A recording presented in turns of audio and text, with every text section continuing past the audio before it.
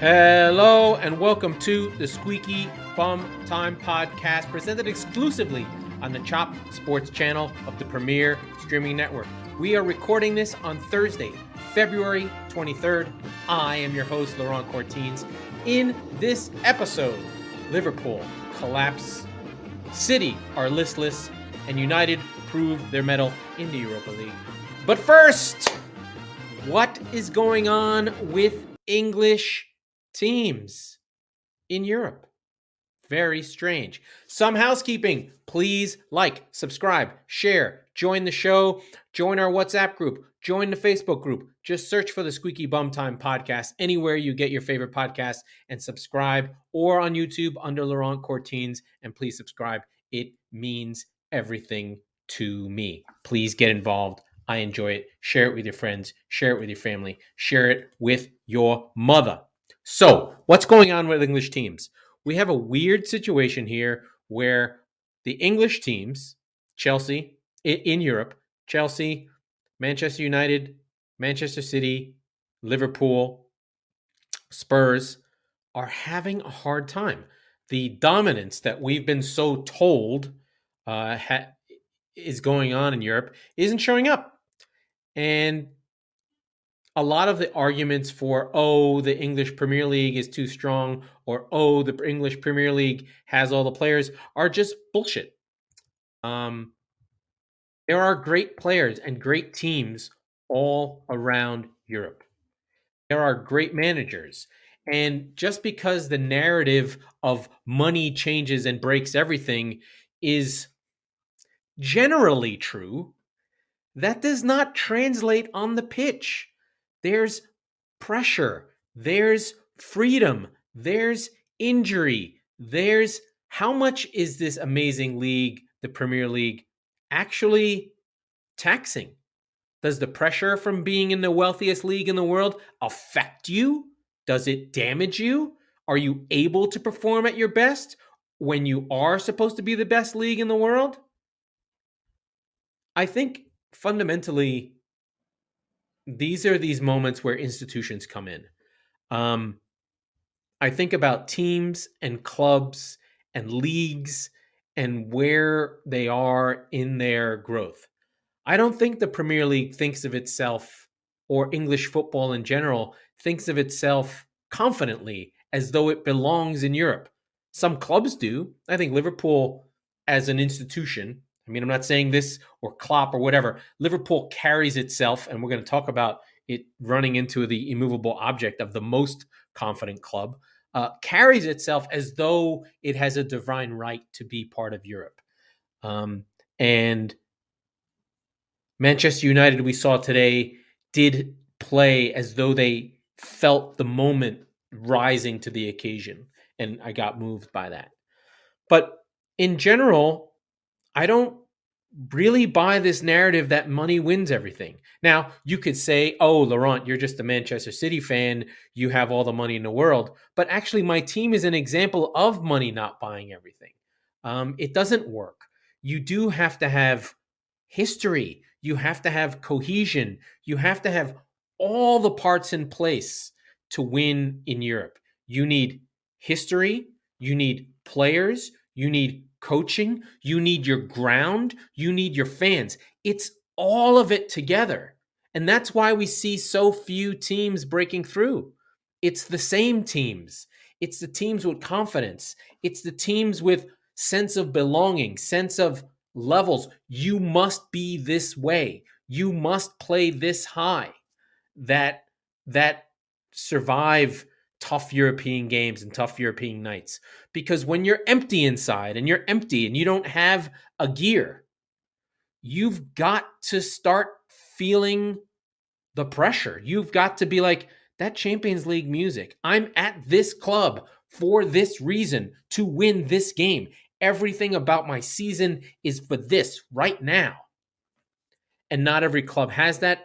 And I don't think the Premier League has it. If we look through the last few years, especially, I think the Europa League is a good example. Real Madrid is still winning Champions Leagues. The Europa League has been won by Spanish teams in general. There's something about Europe that English teams have a hard time with. And even with all the money that is in place, there's something institutionally about English football that does not translate to European success. And I think we're seeing it again. Um, it may be just a blip of games, but to see Chelsea stumble 1-0 to Dortmund against the yellow wall, to see City go into a hostile environment in Leipzig. Now, Leipzig don't have history either, but in Germany and find it hard.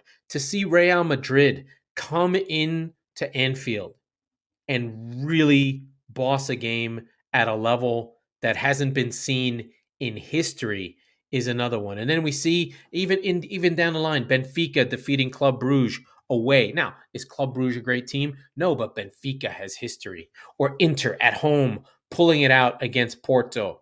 So these teams carry something. There is an expectation and a belief and a need to win these games.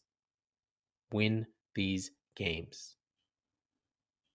And I'm going to bring it all back together. So let's recap all this leg of the round of 16 in the Champions League. We have Bayern on a 1-goal lead, beat PSG last week. AC Milan beat Tottenham. Benfica beat Club Brugge. Dortmund have a 1-goal lead against Chelsea at home. Real Madrid 5, Liverpool 2, Napoli 2, Eintracht Frankfurt 0, City 1-1 as they go to Germany, and Porto behind on Inter 1-0. The second legs will be next week. But we should go to Liverpool. So, what happened? This is a monumental event. For the uninitiated, Liverpool went up 2-0. For 20 minutes, they looked like themselves. They had come off a 20 minutes where they looked like themselves against Newcastle. Not so much in the second half, but the power and strength and know-how and nous of Real Madrid, that they would keep playing, that they had Modric, that they had been there before, all the scars, all the energy, everything that they could possibly bring to bear, they did. And Real Madrid was able to get goals, get themselves back in the game relatively quickly. So first goal was amazing from Darwin Nunez, a flick from Salah early on, a beautiful goal. Then Salah got another one on a howler by Courtois, playing out from the back. He bangs off his chest, then off his knee. Salah's there. Anfield is rocking. You cannot imagine how loud it was. And that institutional strength of this is Anfield, this is Liverpool, this is what we do, even in our bad seasons, harkening back to some of the mid 2000s, the Istanbul, the Champions League finals in Istanbul. Klopp is like, we'll get the tickets, we'll be there. But in this case, Liverpool just couldn't control how the events would unfold after Salah got his goal. Then Vinny Jr., an amazing player, comes down the wing. He scores an amazing tic-tacky ball, of course, on Alexander-Arnold's side. That's not important. Fires it in. Then an bizarre era from Alisson, who I had already called the best goalkeeper of the league, on 36. So this game goes in 2-2, beautifully tied. I think Liverpool were shaken, but still in this game at 2-2. Everything seemed okay. But then for Liverpool, I think the goal that killed them was the Militao goal. So there's a foul on the edge of the box, and Liverpool are lining up. It's an odd place for a free kick. Modric is on the outside of the box, but towards the byline. And he and Militao just have a connection. Militao runs across the front of the goal on the 6-yard box, and Modric just plays a really nice flat ball right to Militao's head, and he bangs it in. No one picks him up. No one goes with him. All the body shape of Liverpool is off. They're not really looking at the ball. They're not really prepared. And that goal completely deflates Anfield to a place that I've not heard it that way. It just went quiet. It went sad. It went to a place. I mean, as a City fan, I fear Anfield because I don't have anything like that. I can't go to any memories of City pulling something out against Liverpool.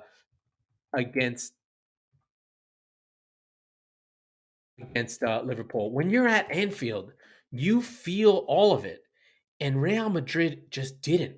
They had calm, they had cool, they had Modric, they had Camavinga, and they just played it very cool. And Eden uh, Fede Fernandez. Oh, I got his name wrong. Let me just make sure I got his name right because he was so good. Yeah, Fede Valverde, Modric, and Camavinga just bossed this game entirely. I think Alaba going off and Nacho coming on really locked up the joy that Liverpool were having. And after that third goal, Liverpool died. It was like a funeral. And then the power of the Madrid midfield just started picking things up, and it just started going boom, boom, boom, boom, boom. And then late goals, a goal by Benzema on 55 and 67. Really good goals, really easy stuff. And Liverpool were dead.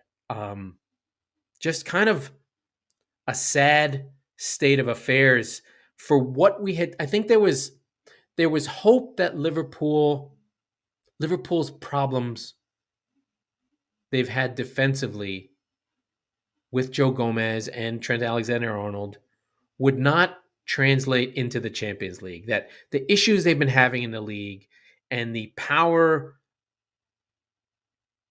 powerlessness of the midfield would not translate to the Champions League, that they could lift themselves up and find this thing again, that they could find Fabinho again and find Jordan Henderson again, and that energy in the midfield would come back and they would be able to press and do all the things that they've been able to do. But the same things that have plagued Liverpool all year plague them still. They can't press from the front and defend. The midfield can't get around the park to disrupt things in the flow. And they still play the high line, assuming that all the things they used to do would still get done. And so they just got cut to pieces. And Benzema is the best finisher in the world. And in his later years has been shown to be one of the best players of all time. He's up there. He's in the group. And it was a really good performance by Real Madrid. And I should talk about them a lot more. But I'm not as familiar, obviously, because I don't watch them every day. I know that in the league, they're just doing okay. But for an institution like Real Madrid, the Champions League is their season. It is what they measure themselves against. And as we saw last season, when they came back again and again and again against Chelsea, against PSG, against City, against Liverpool, and Courtois stood on his head in the final, they have an institutional strength that is beyond Anfield. They do not accept losing. It is not allowed. When you put on that Madrista shirt, that white shirt of Di Stefano, of Figo, of Raul, of Cristiano, of Zidane, of all the players who've come before, of Roberto Sanchez, of all of them that have come before, you feel the weight of every one of those trophies. And if you can't match it, you're not on the squad, that you just get benched, you disappear. But if you can, you carry that strength with you, and the ghosts are with you as opposed to against you. So the ghosts of Anfield versus the ghost of Real Madrid clash, and it was Real Madrid that came out on top. Now, none of this is it's not that it's not real. It's just that these things they come out in the wash and whatever. Great, you have to have talent, you have to be there, you have to be a great coach. But I think at these levels of football where these teams are really good, you get exposed for your biggest weaknesses. And Bacetic being 18 years old and trying to be in the midfield of the biggest game in the world going against Luka Modric, he lost control of the game a little bit. Gomez lost control of the game a little bit. And the moments just were bigger than them in this game. And I think this is the end of Liverpool as Klopp's first wave. These games happen on occasion. I think of PSG getting killed by Barcelona, and that being the end when Neymar was still good and they just got slaughtered. It has a name, and then Barcelona getting killed by Liverpool on the comeback, and that just meant Messi's time was done. They were done, or Bayern getting killed and Pep being like, I can't with this team. So there are things that happen in Europe that your team has seminal moments that they can't come back from. And I think for Liverpool, this is it. This is the end of this group. And I don't think anyone can pretend that it's not. It's not to say everything that Liverpool has done doesn't matter or that they're done or Klopp needs to be fired. But this group, this version of Liverpool, let's call it the Jordan Henderson version of Liverpool. Maybe even Van Dijk has to change as well, is over. And they have to look very hard in the mirror and see where they want to go, see if they can compete, and see if they can be a part of a rebuild. Klopp has not done that before. Many managers haven't. This isn't a knock on Klopp. It's really hard to go again and go to the studs and back up again. City have done it sort of, but it was already being done and they sort of reloaded. There's like the first half of Pep's group and now this is the back half and we're trying to redo it again. So that's where they are. Liverpool just take it on the chin and have the worst loss in Champions League at Anfield ever. And that's just a fact. Like they gave up 5 goals and Madrid fans were doing olays. That happened. That's real. And so they're hurting. This is one of those moments of, do you need to suffer? In this case, Liverpool have done their suffering and won. This is now, okay, we can't fuck around. We're done. We need to start again. So that's where Liverpool are. And it does sort of take me into my themes around where English teams are, because City also drew in a game against Leipzig. And this was a little bit different. I don't think City are necessarily in trouble the way that Liverpool are, but they're having the same problems over and over again. In this game, City completely control the first half to the point that you're just like, oh, they're bossing this game. They've got it under control. Riyad Mahrez fires City ahead in the first half, and it's an easy game. City doing that weird thing with Bernardo Silva as a fullback again, but a little bit different. It's Diaz, Ake, Akanji. Yeah, still no. Oh, and Kyle Walker. So it is a regular back four. Sorry, I didn't see how the formation was weird here. So it's a regular back four, and but no De Bruyne. De Bruyne had a tough game on the weekend. Bernardo was in the role of bossing this thing and running around, and he did everything he was supposed to. This game's narrative was, why don't City play in Erling Haaland? It's another referendum, another moment of just like, what are City doing? Why don't they have it's like we have a nuke and we don't use it. So all through the first 60, 55 minutes of the game, City were in complete control of this game. I don't even think, I'm just looking here, Leipzig did not take their first shot on target until the end of the first half, and then all of the second half is really Leipzig until they get their goal, and then they shut it down again. The thing is, you could see it.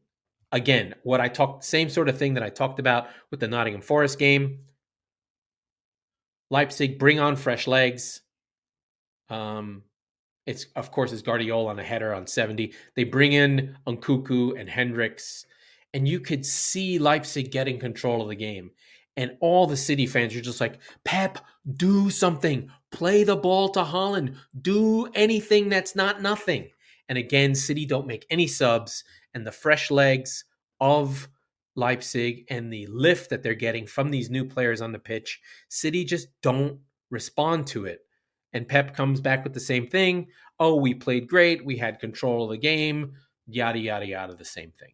From a City fan perspective, we just see our team not reacting to energy being lifted up, not reacting to, is Pep tinkering, not reacting to Erling Haaland. It seems everyone on City is afraid to play the ball to Haaland. It's as though there's two competing things inside the mind of Manchester City. One is we've got to control these games, and we saw that first half. City completely control this game. Not even a kick for Leipzig. Second half, they lose a little bit of control, but then don't react to that loss of control by attacking. They sort of keep trying to get control of the game again, but they've lost some legs, and we don't see the ball into Haaland. And so as a City fan, you're just like, where is the attacking impetus? It's not there. Where is it? So all these players on the bench, we've got Calvin Phillips, Julian Alvarez, Phil Foden, Cole Palmer, Rico Lewis, amazing players that just don't come on. They can change a game, and they don't. There's barely a ball played to Haaland. If I look at his stats, he does not. He takes one shot and only has 21 touches.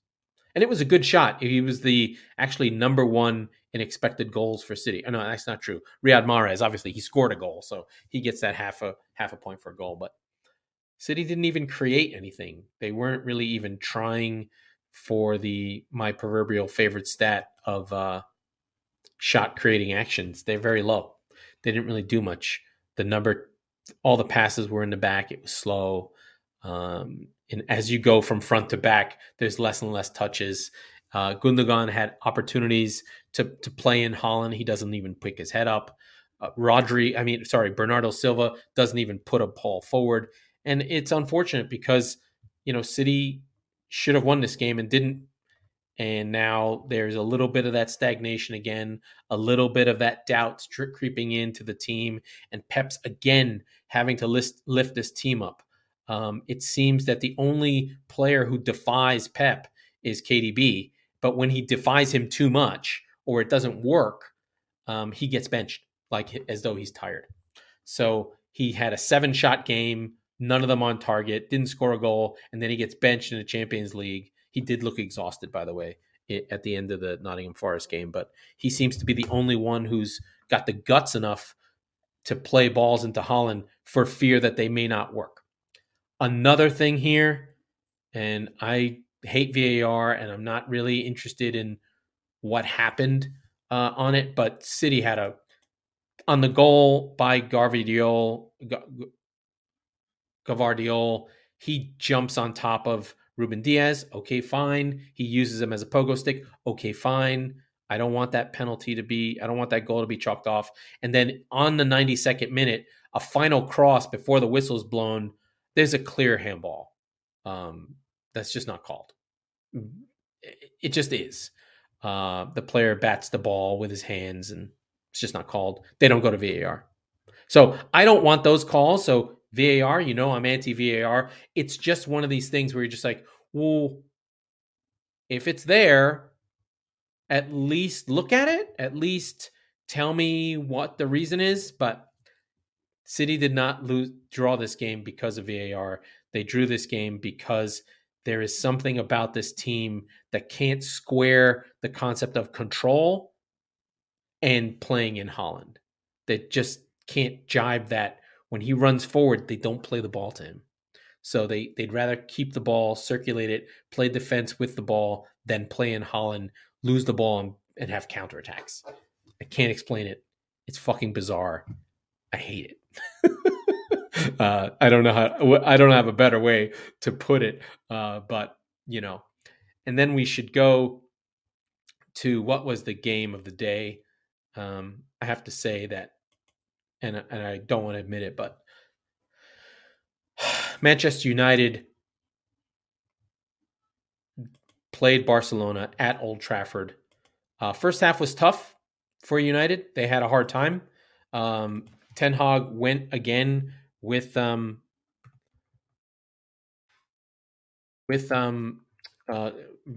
Weghorst up front. That didn't quite work again, but City did get the win 2-1 on aggregate. Down in the first half on a not dubious penalty. If you watch it, Bruno does pull the player's arm. Robert Lewandowski looks completely nervous, almost misses the penalty, but then does end up getting it done. Then in the second half, after the changes, off comes Wout. Anthony comes on, changes how United play. They just become much more attacking with impetus and power and strength and energy and speed, exploiting the weaknesses of Barcelona. And Fred and Casamiro just stuff the midfield of Barcelona in their pockets. They're full of running. They're full of energy. Old Trafford's lifted up on Fred's amazing goal. Then on 73, Anthony scores one because he comes on for Weghorst from the wing, and the place erupts. I can talk about it and get goosebumps. And I know, Christian, I'm not supposed to get excited about other teams, but I love football. And I love to hear what drives me and what makes me happy about football is the energy that the fans give. I feel that humanity, that in unison, that joy of 60,000 people all feeling it at the same time. You can't help but get swept up in it. It's a little bit like Nuremberg to me, when you're at Old Trafford, they might be something fishy, but you do get lifted up and you do feel it and you do sense the moment and you do, especially at Old Trafford, especially with these legacy clubs like Barcelona and Liverpool and Real Madrid and Bayern Munich and AC Milan and Inter and these clubs that have history. It does matter. I'm not naive. You can feel it, and the momentum can go against you. And Barcelona did start to will. But again, like Real Madrid, they did pick themselves up. They were able to get back into the fight, and there was a moment right at the end where Lewandowski had a shot and it was saved off the line. So, I mean, Varane was immense. Early in the game, Barcelona created chances. They're gonna rue not winning this thing, and they're gonna talk about the chances they had that they didn't take. But for Barcelona, they just don't. They're not dynamic enough and don't have the legs in these games to lift themselves up to win a game like this. So I'm trying to find the box score of this game. Oh, here we go. Sorry about that. It's just a little bit funky on the old FB ref because I get that nerd on. It says the XG was the same. I don't necessarily buy it, but if I look at the first half, there was some really big opportunities that De Gea saved. I'm just trying to find the right one. Where's the one at the end? Doesn't even show up. This might not be the right game. This might be the other game. Anyway, United win. It was amazing. Very good, very strong performance. And again, this is more about feelings. This is more about two big clubs who lift themselves up and have a level of passion and lift that other clubs don't have. I loved what Ten Hag did. He went for it, takes off Wan-Bissaka, who was defending for his life, brings on Garnacho, takes off Weghorst on 45, brings on Anthony, and all that young legs and energy is what drives United forward. Because these are the things that and Dallo coming on for Wan-Bissaka and just sort of changing things up.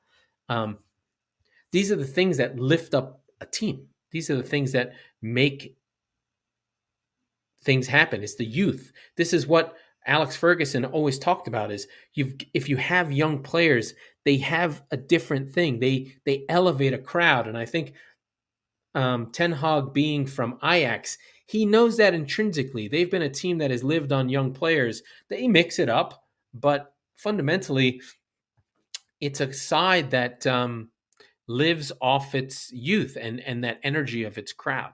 So just an amazing game, a lot of energy, a lot of positivity. I know John Santana was over the moon with this, and just a great performance, and just another moment for United to sort of feel good about where they are. Now, they're in the Europa League. Let's just make that clear. They're not in the big dance. They're in the little dance, but they was two big boys in the little dance. So this was an odd game and an odd heavyweight matchup in a lesser division. So I do have to get my digs in. This is the Europa League. You're not so badass. You're in your shit league. But I want to call out two players, Casamio and Fred. Just fucking fantastic. Just so good. Just kicking the shit out of people, taking the ball off people, just energy and moving the team forward. Casemiro's got to be the signing of the season for any club. Just a great player. And Varane as well. Just that Real Madrid DNA in these players in the context of another strong club. They understand these moments and these nights. They've been playing for these games their whole lives. So just an amazing performance. And I probably said the same thing over and over again, but just great energy. Just what you love football for, frankly. Two big teams on a European night with good fans. Just really good stuff. Exciting. And United move on. I should probably go through the rest of the Europa League scores just because it's a weird competition. I talked about the previous scores. Europa League has way too many games. Salzburg 1-0 over Roma. Barcelona 2-2. That was like Ajax 0-0 Union Berlin. That was the previous thing. Oh, these were all second legs. So PSV takes out Sevilla. Do they? I can't even tell. Sporting go past Midtjylland. Leverkusen beat Monaco on penalties. Juve go past Nantes. Roma past Red Bull Salzburg. And the great and powerful Union Berlin take out mighty Ajax.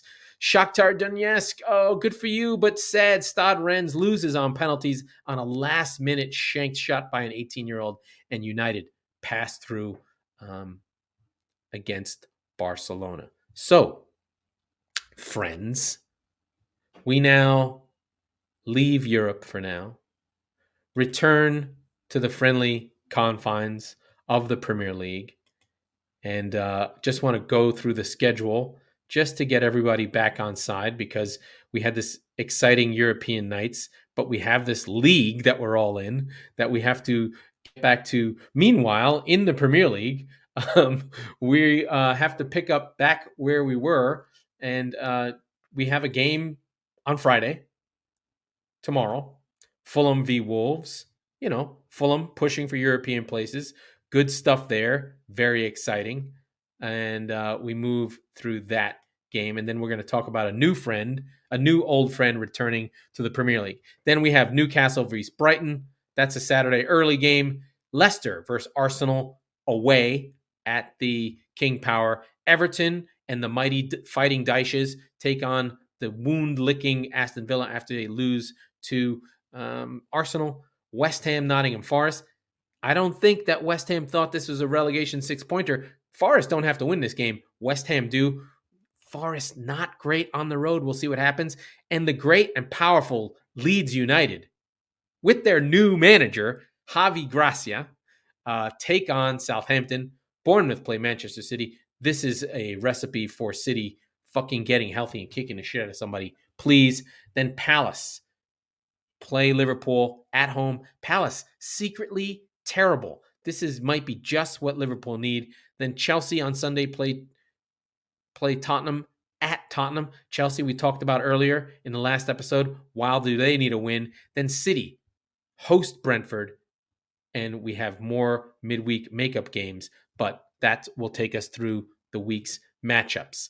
I'm going to go on to Javi Gracia, last seen as manager of Watford. There are many, many, many Watford managers.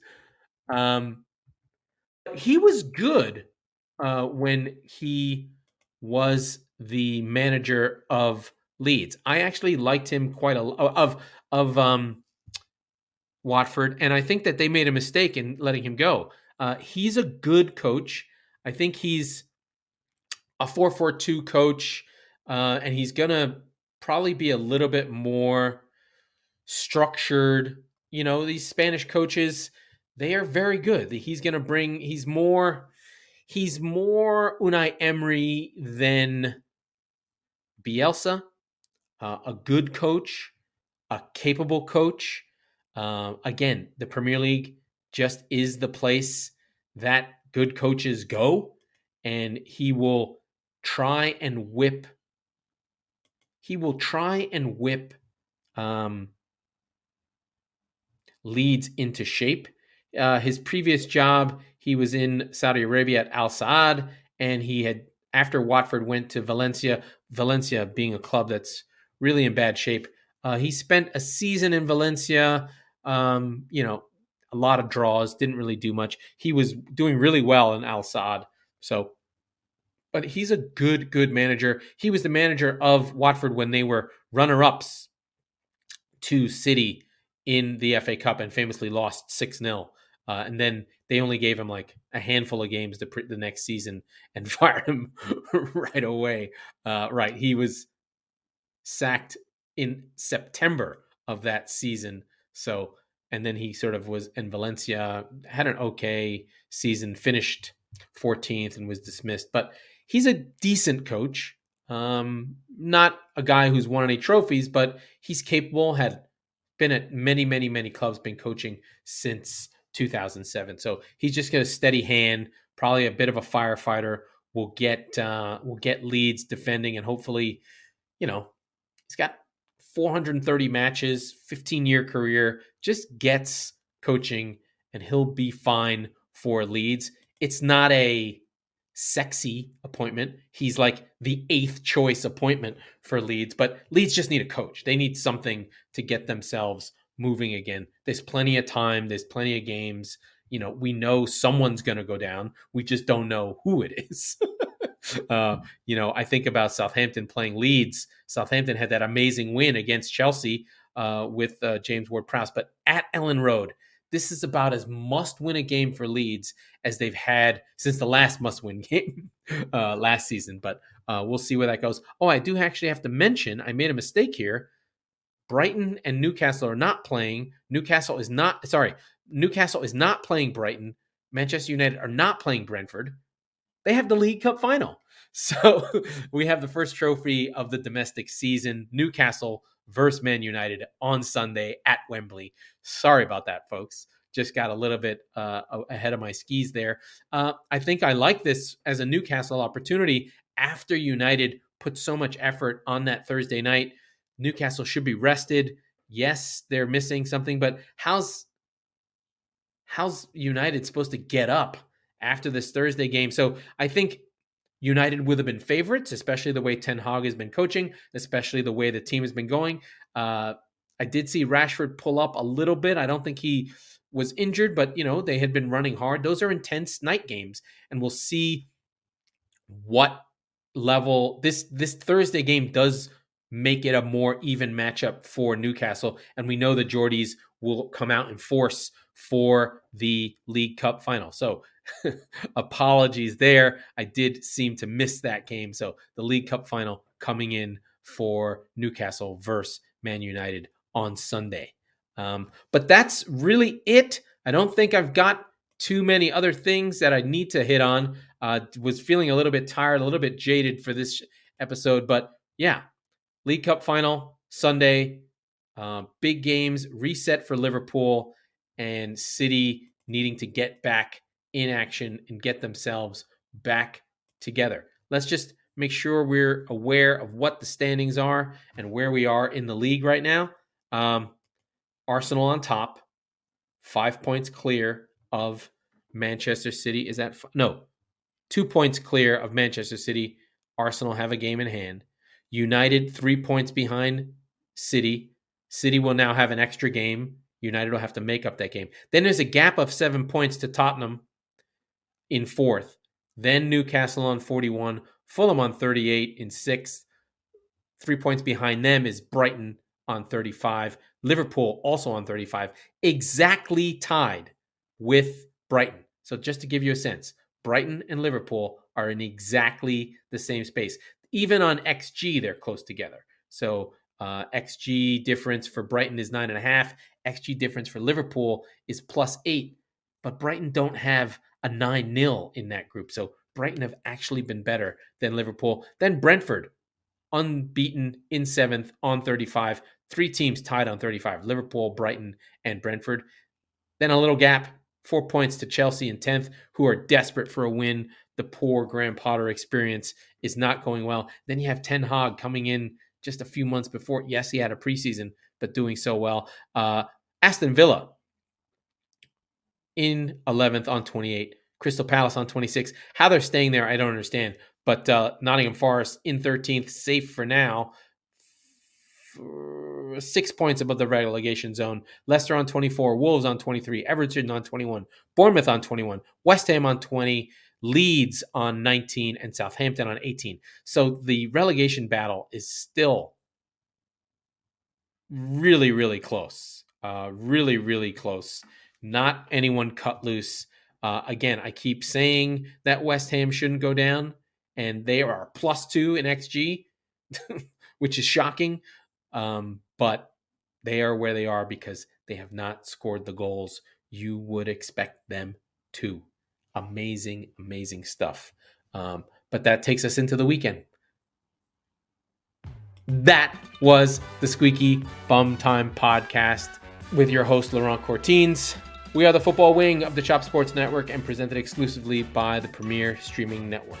We record on Tuesdays and Thursdays, so be sure to subscribe wherever you get your podcasts so you never miss an episode.